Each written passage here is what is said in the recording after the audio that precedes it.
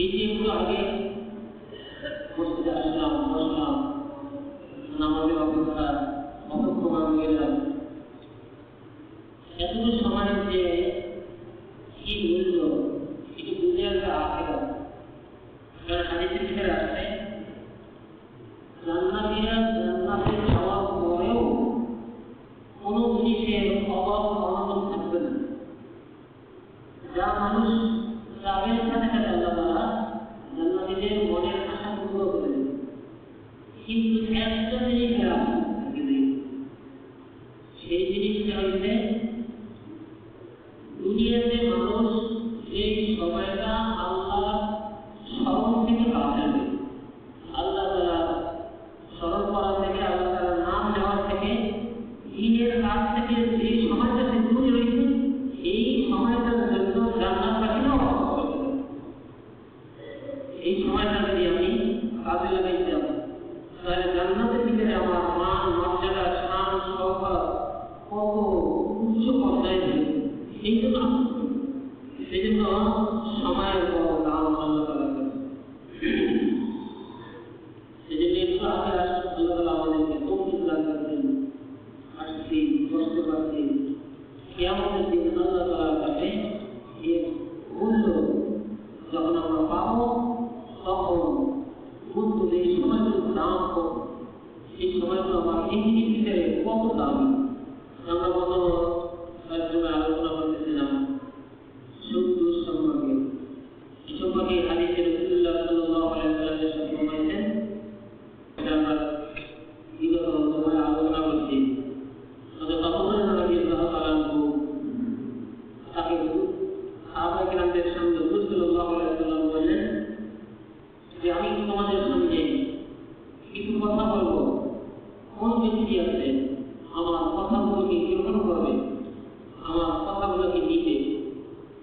হযরত আবু হুরায়রা রাদিয়াল্লাহু আনহু বললেন, ইয়া রাসূলুল্লাহ, আমি আপনার কথাগুলোকে গ্রহণ করব। রাসূলুল্লাহ সাল্লাল্লাহু আলাইহি ওয়াসাল্লাম তার হাতকে ধরলেন, বর্ণনা করে 5টা জিনিস বললেন। তার ভিতরে প্রথম নাম্বারই ইস্তাকিল মাহারিমা তাকুন আ'বুদান নাস, সমস্ত হারাম জিনিস থেকে বেঁচে থাকো, তাকুন আ'বুদান নাস। তাহলে মানুষের ভিতরে সবচেয়ে তুমি ইবাদতগার বান্দা হইতে পারবে। সেই সম্পর্কে আমরা কিছু কথা আলোচনা করেছি। আরো হারাম সম্পর্কে কিছু কথা যদি আল্লাহ তাআলা আমাদেরকে তৌফিক দান করেন আলোচনা করব। হযরত নবী মুহাম্মদ রাদিয়াল্লাহু তাআলা আনহু রাসূলুল্লাহ সাল্লাল্লাহু আলাইহি ওয়াসাল্লামের হাদিস বর্ণনা করেন, قال النبي صلى الله عليه وسلم إن الله تعالى بعثني رحمة للعالمين وهدى للعالمين وأمرني ربي عز وجل بمحو المعاصي والمذاميم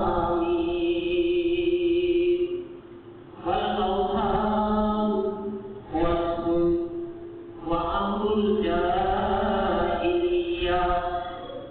الذين نعمل قرآن بدعي এসব প্রমাণ যে কোরআন আপনাদের সামনে তেলাওয়াত করছি যে রাসূলুল্লাহ সাল্লাল্লাহু আলাইহি ওয়াসাল্লাম যখন নবুয়্যতি পেলেন, দিন প্রচার প্রসার করতে লাগলেন, তখন যারা দিনকে কবুল করলেন না তার রাসূলুল্লাহ সাল্লাল্লাহু আলাইহি ওয়াসাল্লামের কিন্তু ঘোর দুশমনে পরিণত হল।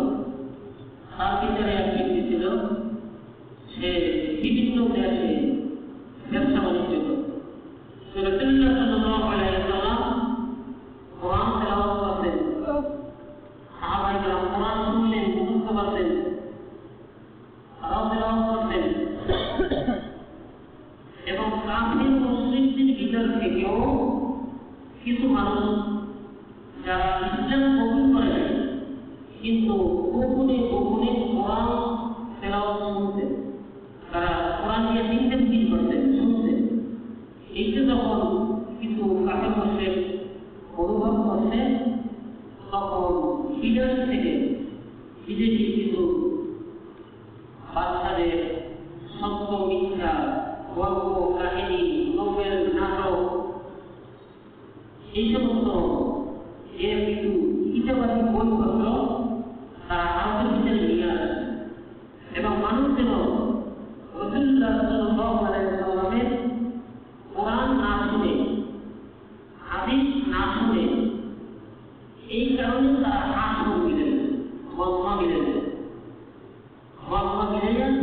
এই সমস্ত নাটক টাটক এগুলো তারা আলোচনা করে। তখন আল্লাহ সামনে এই আয়াত অবতীর্ণ করলেন, وَمِنَ النَّاسِ مَن يَشْتَرِي لَهْوَ الْحَدِيثِ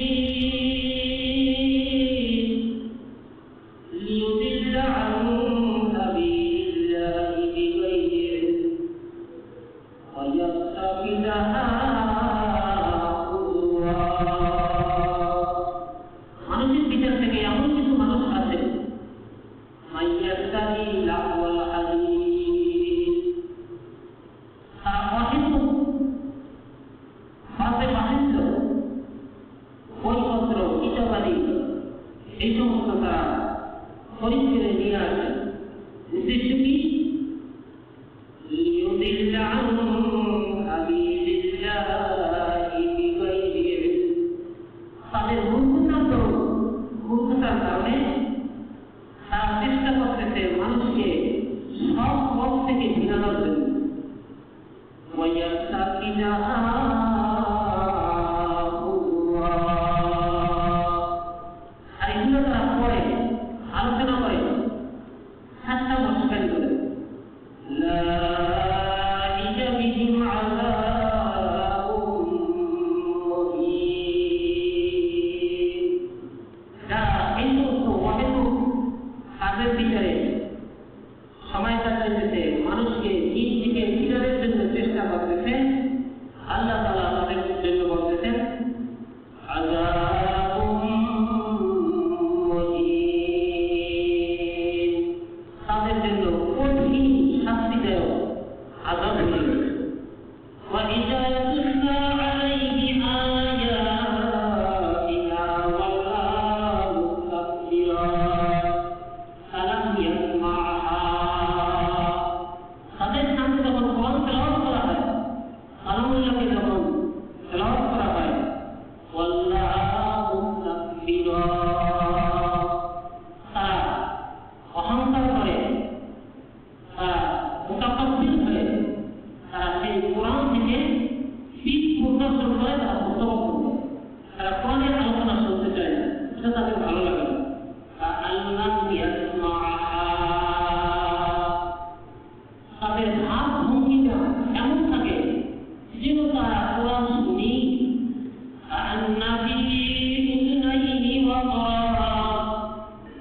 অথবা তাদের ভাব ভঙ্গিটা এমন মনে হয় যে তারা বোঝে, তারা জানে শোনে না।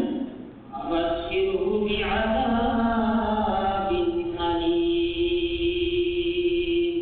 আল্লাহ তাআলা বলতেছেন, হে নবী, আপনি তাদের জন্য কঠিন আযাবের সংবাদ দান করেন। তাদের জন্য আল্লাহ তাআলার কাছে কঠিন শাস্তি রয়েছে, যারা মানুষকে দিন থেকে পথভ্রষ্ট করার জন্য চাইতেছে এবং নিষিদ্ধ বস্তুর ভিতরে তারা মানুষকে লাগাইতেছে, সেদিকে নিয়ে যাইতেছে, তাদের জন্য আপনি কঠিন আযাবের সংবাদ দান করেন। এজন্য আমাদের নবী মুহাম্মদ রাসূলুল্লাহ সাল্লাল্লাহু আলাইহি ওয়াসাল্লাম, আল্লাহ তাআলা তাকে সারা বিশ্বের জন্য রহমত স্বরূপ প্রেরণ করেছেন। হাদি হিসাবে, পথ প্রদর্শক হিসাবে আল্লাহ তাআলা তাকে প্রেরণ করেছেন এবং কোনটা হক, কোনটা বাতিল, কোনটা হালাল, কোনটা হারাম, এগুলোকে স্পষ্ট বলে দেওয়ার জন্য আল্লাহ তাআলা রাসূলুল্লাহ সাল্লাল্লাহু আলাইহি ওয়াসাল্লামকে দুনিয়াতে প্রেরণ করেন। এই হাদিসের ভিতরে রাসূলুল্লাহ সাল্লাল্লাহু আলাইহি ওয়াসাল্লাম বলতেছেন, قال النبي صلى الله عليه وسلم إن الله تعالى بعثني رحمة للعالمين। আল্লাহ জাল্লা শাআনহু আমাকে সারা পৃথিবীর জন্য রহমত স্বরূপ প্রেরণ করেছেন। وهدى للعالمين,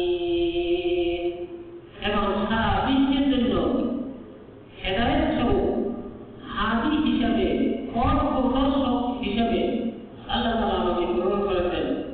وأمرني ربي, এবং আল্লাহ তাআলা আমাকে কিছু কাজের জন্য নির্দেশ দিয়েছেন। আমারনি, আমাকে নির্দেশ দিয়েছেন আমরা কিছু কাজের জন্য, তার ভিতরে বেমাহকিল মাআদ,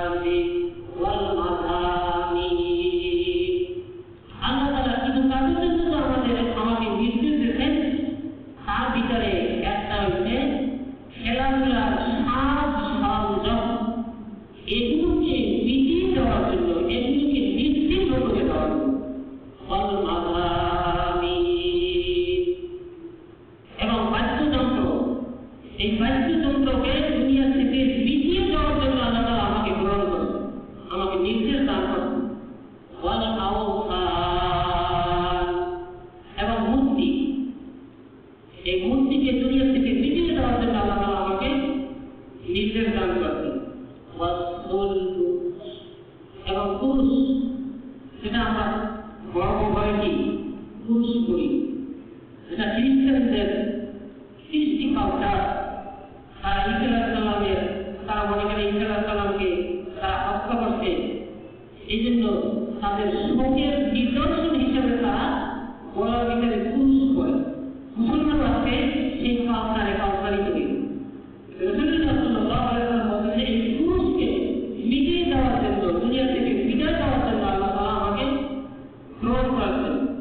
ওয়া আমরুল জাহিলিয়া, এবং জাহিলি যুগে কিছু কাজ কর্ম এগুলোকে মিটিয়ে দেওয়ার জন্য আল্লাহ তাআলা আমাকে গ্রহণ করেছেন। জাহিলিয়াতের যুগে কিছু কাজ ছিল, তার ভিতরে একটা ছিল মানুষ মারা গেলে তার জন্য ভাড়ায় লোক আনে কান্নাকাটি করে। আত্মীয় স্বজন মারা গেলে লোক ভাড়া লইত, ভাড়া লইয়ে তার জন্য রক করত, কান্নাকাটি করত। অথচ আমাদের শরীয়তের ভিতরে একজন মানুষ মারা গেলে 3 দিন পর্যন্ত শোক করা যায়, আর এর ভিতরে ব্যথা থাকতে পারে, কিন্তু হাই হুতাশ করা, বুক পিটানো, মাথা পিটানো, এগুলো সমস্ত হারাম। আরবের ভিতরে একটা কথা ছিল, তারা ভাড়ায় লোক খাইছে, তারপর কান্নাকাটি করে। আর একটা কাজ ছিল তাদের ভিতরে, তাদের ভিতরে আসাবিয়ত গায়েব ছিল। আসাবিয়ত মানে তারা ন্যায় অন্যায়কে বুঝত না। আমার বংশীয় লোক একটা অন্যায় কাজ করছে, এটাকে সাপোর্ট দিতে হবে, এটাকে সাপোর্ট দিয়ে আমার তার থেকে অন্যায়কে সেজন্য নির্দোষ দিকে প্রমাণ করতেই হবে। শারীরিক ব্যবস্থার ভিতরে আমার বংশের লোক, আমার দলের লোক, একে আমার সাপোর্ট দিতে হবে, তাতে যা এটাকে বলে আসাবিয়ত। কিন্তু রাসূলুল্লাহ সাল্লাল্লাহু আলাইহি ওয়াসাল্লাম কি বলছেন, আমার মেয়ে ফাতেমা যদি চুরি করতো আমি তার হাত কেটে দিতাম। কলিজার টুকরা মেয়ে ফাতেমা, সেও যদি চুরি করতো তারও আমি কি করতাম, হাত কেটে দিতাম। এইটি হয়েছে ইনসাফ, ন্যায় বিচার। অন্যায় কি করতে, সে আমার ছেলে হোক, আমার ভাই হোক, আমার বংশের লোক হোক, ন্যায় বিচার করতেই হবে। কিন্তু আমাদের ভিতরে এই একটা কথা ছিল আসাবিয়ত, দলের স্থাপক, বংশের স্থাপক। এখানে তারা ন্যায় বুঝত না, অন্যায় হইলেও তাকে স্থাপক। এই একটা তাদের ভিতরে গোলামি ছিল। আর একটা ছিল নিজেদের বংশের গৌরব, নিজেদের বংশের খুব গৌরব করত, মর্যাদা পালন করত, অপর বংশের লোককে তুচ্ছতা ছিল। এই কাজটা হইতে জাহিলিয়াতের যুগের কাজ। আল্লাহ তাআলা মানুষকে জন্মগত হিসেবে কাউকে কেউ প্রতিপন্ন করেন, তাকে পারেন না। আল্লাহ তাআলার নিকটে নেককার, পরহেজগার, সবচেয়ে নিকটবর্তী ওই ব্যক্তি যার ভিতরে তাকওয়া আছে, যার ভিতরে পরহেজগারি আছে, সেই আল্লাহ তাআলার নিকটে প্রিয়। এজন্য তাদের ভিতরে বংশে বংশে গৌরব করত, অপর বংশের প্রতি তারা তাচ্ছিল্য এগুলো করত। আর তারা শরাব, মদ, জুয়া, এই ভিতরে তাদের সময় তারা কাটাই। অন্য হাদিসের ভিতরে রাসূলুল্লাহ সাল্লাল্লাহু আলাইহি ওয়াসাল্লাম ইরশাদ ফরমান, আন আব্দুল্লাহ রাদিয়াল্লাহু তাআলা আনহু আন্না নবী সাল্লাল্লাহু আলাইহি ওয়াসাল্লাম নাহা আনিল খামরি ওয়াল মাইত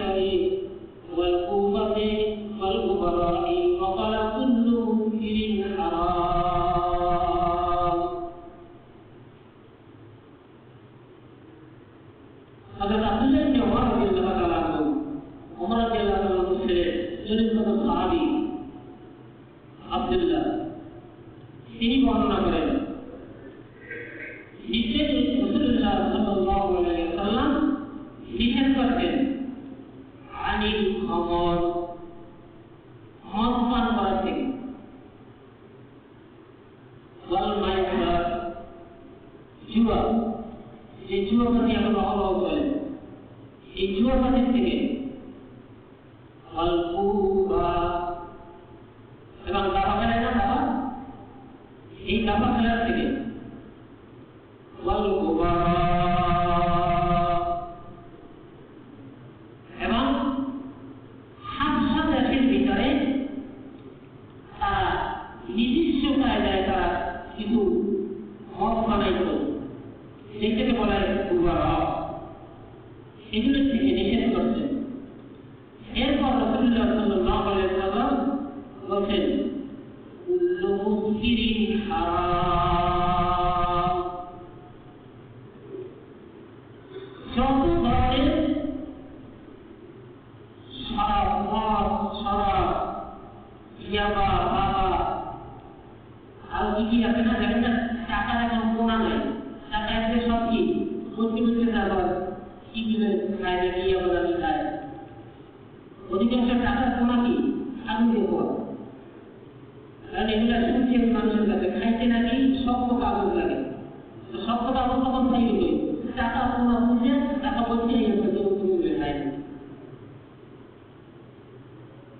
এজন্য রাসূলুল্লাহ সাল্লাল্লাহু আলাইহি ওয়াসাল্লাম বলেন কুল্লু মুসকিরিন হারাম, যত নেশাদার দ্রব্য আছে, যত জিনিস পান করলে খাইলে মানুষের নেশা আছে, সমস্ত জিনিস হারাম। এখন নেশার থেকে মনে হয় হাসিগুলো কিছু মানুষ বাঁচিয়ে, আমি আরো ইন্দ্রপ্রসাদ হয়ে গেছে, 15 তারিখে পুলিশ লাইনের ভিতরে আমাদেরকে দাওয়াত দিতে, কলকাতা থেকে তাদেরকে দাওয়াত দিতে, তাদের ভিতরে আমি একজন ছিলাম। সেখানে আলোচনা, পুলিশ লাইনের ভিতরে আলোচনার ভিতরে বিভিন্ন মানুষ আলোচনা করছে আমাদের সমাজের ভিতরে কি কি কুপ্রথা চলছে, তার ভিতরে একটা একটা মত পান করা। একজনে বলতেছে যে এখন প্রশাসনের লাইনের লোকের লাইনের লোকেরাও কি হয় মত পান করে, ডাক্তাররাও মত পান করে, এই ধরনের বিভিন্ন নাম ধরে ধরে সেখানে আলোচনা করল। পরবর্তীতে আরেকজন আলোচনা করলো, আরে কোনরা বন্ধ করবেন কিভাবে, এখন দেখা দরকার প্রয়োজনে খায় না, এইটি এখন কি বাঁচতে পারে খায় না হয়তো। এখন এমন সমাজের অবস্থা আমাদের বিচারে হয়ে গেছে যে এই নেশার বিচারে বিশেষ করে আমাদের যে সমস্ত নূতন প্রজন্মের ছেলেরা আসতেছে, এই নেশার ভিতরে তারা জর্জরিত হয়ে দিয়েছে, কিন্তু আমরা সেদিকে খেয়াল রাখি। এই নেশার জর্জরিত হয়েও বিভিন্ন সময় যখন পয়সা পাতি পায় না, তখন পিঠে পয়সা করে জবাই করতে তারা পূর্ণ করতে পারে। এজন্য হাদিসের ভিতরে আছে, উদাহরণ দিয়ে বুঝাইছে দ্বিমুখী পথ, একটা পথ দ্বিমুখী, আপনি যাবেন ডান দিকেও রাস্তা আছে, বাম দিকেও রাস্তা আছে, আপনি ঘোড়ার উপরে সওয়ার আছেন, এখন যেই পথে আপনি চলবেন, ঘোড়ার উপরে আপনি সওয়ার আছেন, ঘোড়ার লেগাম আগেই সেদিকে সাইডে ঘুরতে হবে। এখন যাবেন আপনি ডান দিকে, ঘোড়াকে যদি না কিনে সে যদি বাম রাস্তায় ঢুকে যায়, পিছন থেকে লেজ ধরে টানলে আর কি বিধান সম্ভব না। বুঝাইছে এইটা যে আমাদের পর্যন্তের সন্তানদের এই সমস্ত কুসংস্কারের ভিতরে ঢোকার আগে আমাদের সতর্ক হয়ে তাদেরকে ফিরিয়ে রাখতে হবে। যখন এই সমস্ত